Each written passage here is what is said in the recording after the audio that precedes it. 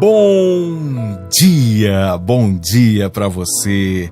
Eu não sei se Deus estava ouvindo a sua oração, eu tenho a impressão que sim, porque hoje eu tenho uma palavra de Deus, uma resposta de Deus para a sua oração.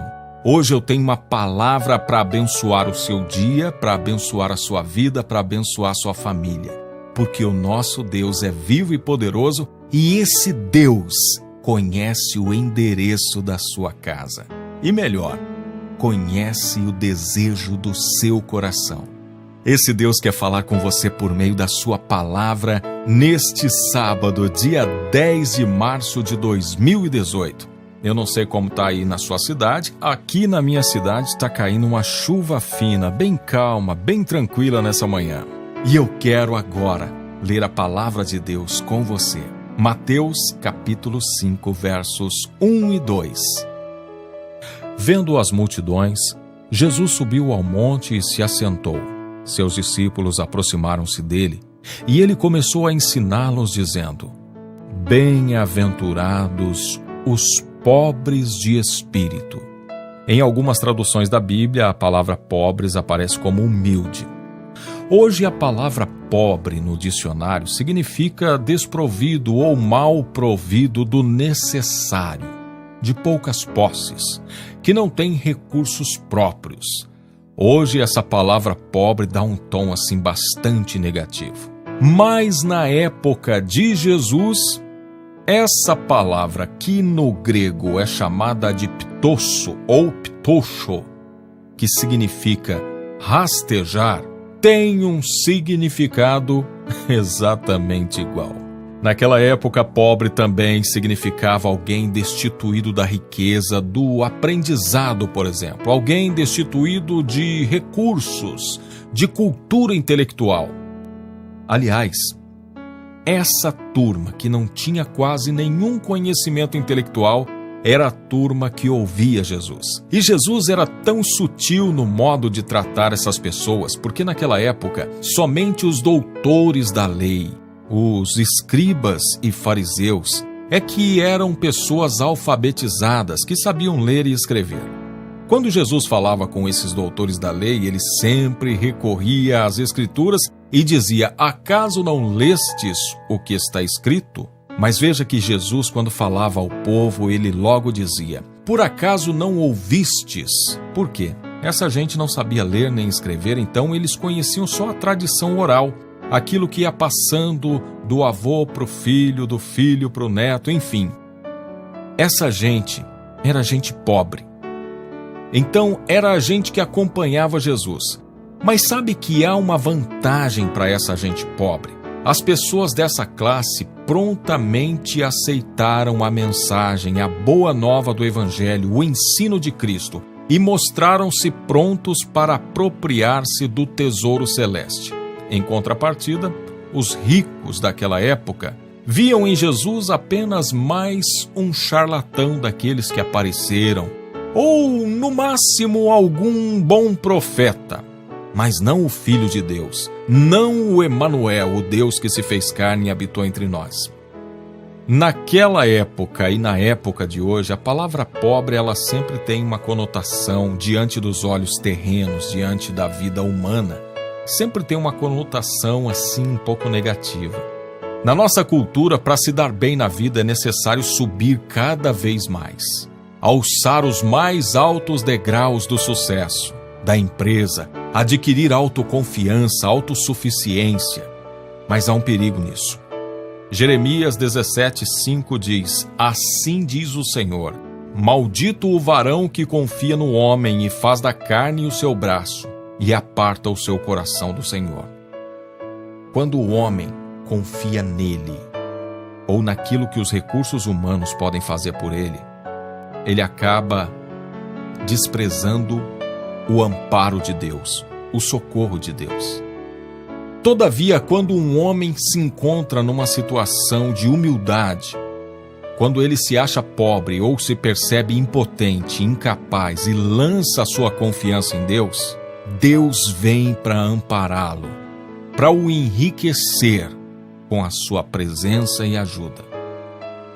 O verdadeiro homem rico é aquele que se faz pobre para que assim Deus possa ampará-lo e ajudá-lo. É por isso que Jeremias 17:7, ele vai dizer que bendito o varão que confia no Senhor e cuja esperança é o Senhor, porque é como árvore plantada junto às águas, que estende as suas raízes para o ribeiro e não receia quando vem o calor. Mas a sua folha fica verde, e no ano da sequidão não se afadiga, nem deixa de dar fruto, porque Deus é aquele em quem ele confia. É por isso que Jesus diz: bem-aventurados os pobres em espírito. E aqui vem a melhor parte: pois deles é o reino dos céus. E como que isso se aplica à nossa vida? Como eu disse, na nossa cultura, a gente desde criança aprende a sempre subir, alçar degraus do sucesso, da empresa, dos estudos, do status humano. A gente aprende a sempre crescer, subindo, alçando novos cargos, saindo de um cargo onde você ganha um X e passando a outro onde você ganha muito mais. Na nossa cultura, crescer é assim que funciona. Mas diante de Deus, para que nós possamos crescer diante dele, é necessário descer até a condição de pobre, de humilde. Pode até significar um prejuízo para alguns que nos olham superficialmente. Tem pessoas que vão olhar e falar: nossa, essa pessoa é uma pessoa assim, coitada, né? Ela se contenta com um pouquinho que ela tem. Ela não almeja grandes coisas. Mas isso para quem olha com os olhos da carne. Mas para aquele que percebe o reino espiritual, ele verá que quanto mais você desce, mais você se aproxima de Deus. Mais você se torna imune aos desprezos desse mundo. Por isso, se você tem sido humilhado, passado para trás, sofrido perdas, enganos, traições, tudo isso você tem sofrido por causa da sua fé, não se entristeça e não desanime. Pois como diria Paulo, mas o que para mim era lucro, passei a considerar perda por causa de Cristo. Mais do que isso, considero tudo como perda comparado à suprema grandeza do conhecimento de Cristo Jesus, meu Senhor, por cuja causa perdi todas as coisas. Eu as considero como esterco para poder ganhar a Cristo. Eu quero encerrar essa mensagem dizendo que, nesse dia, neste sábado, dia 10 de março de 2018, eu quero muito que você reflita sobre isso.